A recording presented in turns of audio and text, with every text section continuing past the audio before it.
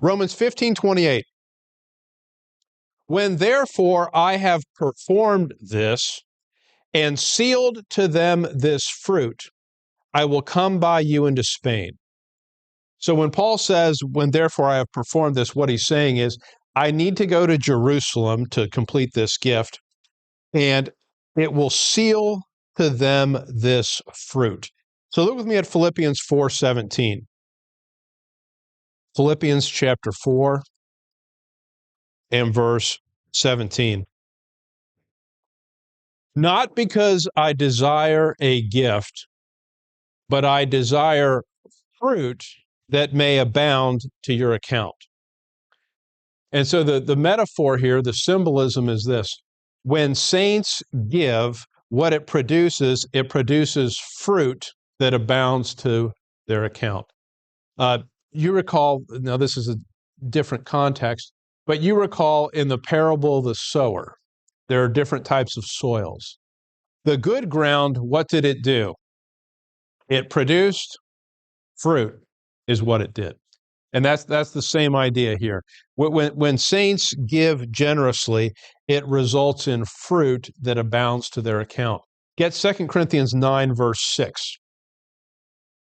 2 Corinthians chapter 9 and verse 6. But this I say, he which soweth sparingly shall reap also sparingly, and he which soweth bountifully shall reap also bountifully. During the dispensation of grace, are we under a mandatory tithe system? No. When you read about tithing in the scriptures, Paul actually never speaks of tithing. When you read about tithing in the scriptures, it's a function of the Old Testament law, and it's mandatory.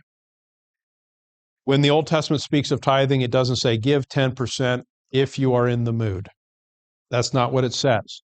The 10% is an absolute requirement. Paul says in 2 Corinthians 9, God loveth a cheerful giver. Completely different from tithing. Tithing is mandatory. Grace giving is give cheerfully, give what you want. You're under no compulsion. The point of 2 Corinthians 9:6 is this. As a giver, are you under any compulsion? No. But what happens is this. How you give is how you reap, right? So if you give bountifully, you reap bountifully. If you give sparingly, you reap sparingly. So from the standpoint of fruit abounding unto your account, which is better to do?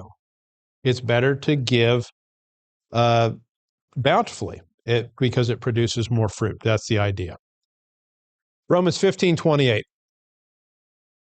When therefore I have performed this and have sealed to them this fruit, that's the fruit that the believers will receive as a result of their giving, Paul says, I will come by you into Spain. So in Acts 20, verse 3, as Paul writes to the Romans, he's telling them, my intention is I'm going to come by you, so I'm going to visit you while I go into Spain. Now, let me ask you, is that how it worked out? Look with me at Acts 28, verse 30. The sense of Romans 15:28 is, I'm on the way to Spain. I'm going to stop by and see you guys along the way.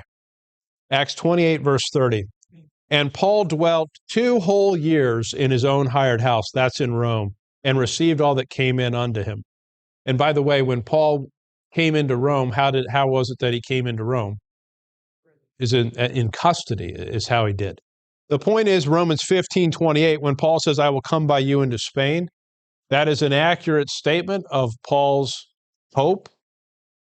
It didn't turn out that way. Sometimes things don't turn out the way we expect.